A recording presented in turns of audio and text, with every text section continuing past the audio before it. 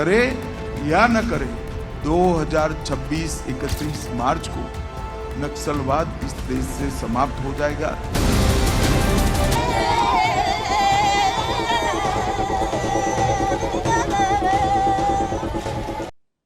भारत के इतिहास में ऐसी लड़ाइयाँ कम हैं जो किसी एक दिन, किसी एक एनकाउंटर, किसी एक मौत से पूरी तरह खत्म हो जाए, और नक्सलवाद उन लड़ाइयों में से एक है।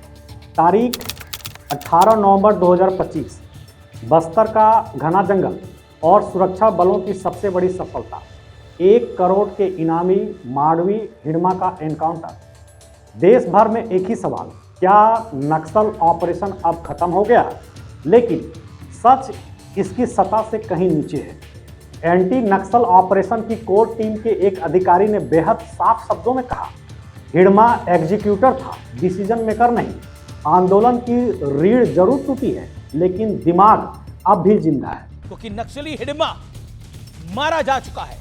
Hidma, one of the top and most notorious commanders of the Naxals, along with his wife Raje and some other close followers, were killed in an encounter by the Andhra Pradesh police. India closer to the end of one of the bloodiest chapters in the nation's history. This is a massive win for our security forces. A senior CPI Maoist commander, Madhvi Hidma, was killed in an exchange of fire with security forces. ये बयान सिर्फ एक टिप्पणी नहीं, बल्कि एक चेतावनी है, क्योंकि जंगल में अब भी 3 दिमाग ऐसे बचे हैं जिनके जिंदा रहने तक नक्सलवाद की आग पूरी तरह बुझ नहीं सकती। 3 चेहरे, 3 दिमाग, पूरा आंदोलन इन पर टिके हुए हैं। बस्तर आईजीपी सुंदर राज बताते हैं, हिडमा के जाने के बाद 11 से 12 और नाम हैं, लेकिन इनमें से 3 सबसे खतरनाक हैं, जो पॉलिट ब्यूरो यानी नक्सलियों की ब्रेन कमेटी के असली दिमाग हैं, जिनकी मंजूरी के बिना कोई हमला नहीं होता। ये 3 हैं थिप्परी तिरुपति उर्फ देव जी, इन पर करोड़ों का इनाम घोषित है। दूसरा मुप्पला लक्ष्मण राव उर्फ गणपति, इन पर सरकार ने 3.5 करोड़ का इनाम घोषित कर रखा है। मिसिर बेसरा उर्फ भास्कर, इन पर 1.5 करोड़ का इनाम घोषित है। सरकारों ने इन पर कुल 7 करोड़ से अधिक का इनाम घोषित कर रखा है। अब कहानी शुरू होती है पहले मास्टरमाइंड से, थिप्परी तिरुपति उर्फ देव जी से। तेलंगाना के करीमनगर का एक दलित परिवार में जन्मे, पले बड़े और वहीं से निकलकर देश के सबसे खतरनाक नक्सली कमांडर्स में से एक बनने की कहानी। बसवा राजू के मरने के बाद देव जी पॉलिट ब्यूरो का महासचिव बनाए गए। 20 साल से ज़्यादा समय तक हर बड़े हमले की रणनीति में यह मौजूद रहा। इनके कार्यकाल में हुए सबसे बड़े हमले में रानी बौदली हमला 2007 को भुलाया नहीं जा सकता। रात के 12 बजे 55 जवान नींद में सो रहे थे। 3 दिशाओं से हमला, बम, गोली, आग। सुबह तक 55 जवानों के 100 जले हुए मिले। एग्जीक्यूट भले ही एक महिला कमांडर ने किया था, लेकिन मास्टरमाइंड देवजी ही था। और हाँ, यह हमला सिर्फ सैन्य नहीं, बल्कि सलवा जुड़ूम का जवाब भी था। ताड़ मेटला हमला 2010, 150 जवान गश्त से लौट रहे थे। जंगल में घात लगाए बैठे 1000 से अधिक नक्सली एक ही धमाका में, और सब कुछ बदल गया। इस खतरनाक हमले में सीआरपीएफ के 76 जवान शहीद हुए थे। इस हमले की रणनीति देव जी ने ही बनाया था और एग्जीक्यूट मांडवी हिडमा ने ही किया था। यह वही घटना है जिसने पूरे देश को झकझोर दिया।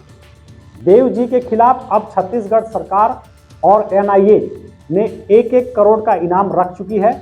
अब दूसरा दिमाग की बात करते हैं। 3.5 करोड़ का इनामी मुप्पला लक्ष्मण राव उर्फ गणपति। अगर कोई पूछे 1992 से लेकर के 2018 तक नक्सल आंदोलन को किसने चलाया, जवाब मिलेगा गणपति। पीपुल्स वार्स ग्रुप का महासचिव, फिर सीपीआई माओवादी का सर्वोच्च नेता। साल 2003 में इनके द्वारा किया गया बड़ा हमला चंद्रबाबू नायडू पर अटैक था। इस पूरे हमले का मास्टरमाइंड गणपति ही था। पॉलिट ब्यूरो के कई सदस्य इसके खिलाफ थे, लेकिन गणपति पीछे नहीं हटा। हमला हुआ और पूरे देश में हलचल मच गई। यह सिर्फ एक घटना नहीं, इसके नेतृत्व में ऐसे 10 बड़े हमले हुए जिनसे सरकारें तक हिल गई। गणपति आज भी नक्सलियों का आइडियोलॉजिकल गॉडफादर माना जाता है। और अब तीसरा सबसे जमीनी, सबसे खतरनाक ऑपरेशनल दिमाग, 1.5 करोड़ का इनामी मिसिर बेसरा उर्फ भास्कर झारखंड के गिरिडीह का निवासी है। पॉलिट ब्यूरो का सदस्य, ईस्टर्न रीजनल मिलिट्री का इंचार्ज और सबसे बड़ा काम लेवी वसूलना, हथियार जुटाना, नई फौज तैयार करना इनका मुख्य काम है। एक अधिकारी बताते हैं, बेसरा जितना खतरनाक एम्ब्यूस लगाता है संगठन में बहुत कम लोग कर पाते हैं।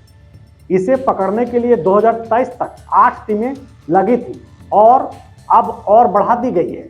मिसिर बेसरा उर्फ भास्कर के द्वारा किया गया अब तक के सबसे बड़े हमलों में से एक 2002 में किया गया चाईबासा हमला था।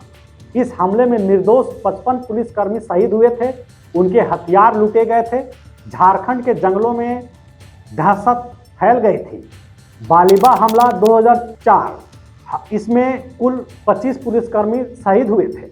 बेसरा सिर्फ प्लान नहीं बनाता, खुद लड़ता भी है।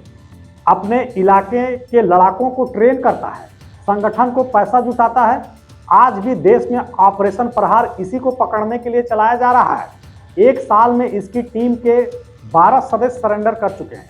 तो सवाल यह नहीं है कि हिडमा मारा गया या नहीं, सवाल यह है क्या आंदोलन का दिमाग खत्म हुआ है। अधिकारी साफ कहते हैं, जिस दिन देवजी, गणपति और बेसरा ये तीनों मार गिराए जाएंगे उस दिन हम कहेंगे नक्सलवाद खत्म हुआ। और आज बस्तर के जंगल इन तीनों पर आखिरी वार का इंतजार कर रहे हैं।